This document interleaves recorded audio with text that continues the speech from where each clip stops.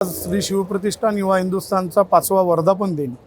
दरवर्षी आम्ही हा वर्धापन दिन खूप मोठ्या उत्साहात साजरा करत असतो।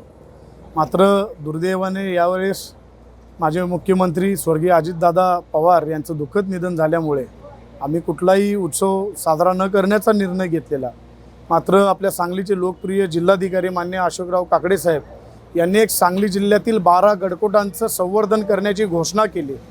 त्यामुळे आम्ही ठरवलं की सांगलीतला जो आपला ऐतिहासिक ठेवा आहे हा आपला गणेशदुर्ग आहे, पटवर्धन सरकारांनी बांधलेला आपल्या सांगलीचा अभिमानाचा आहे। हा एक ऐतिहासिक वारसा असलेला हा आपला भुईकोट आहे।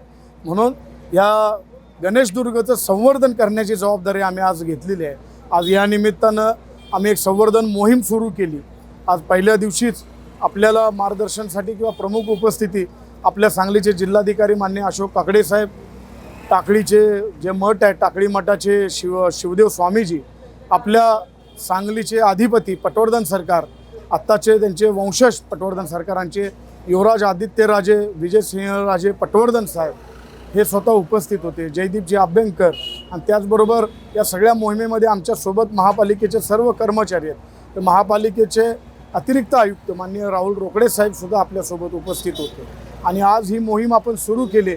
मात्र पुढच्या काही महिने दर आठवड्याला आम्ही एकत्र येऊन या गणेशदुर्गचे संवर्धन आम्ही इथून पुढे करणार आहोत।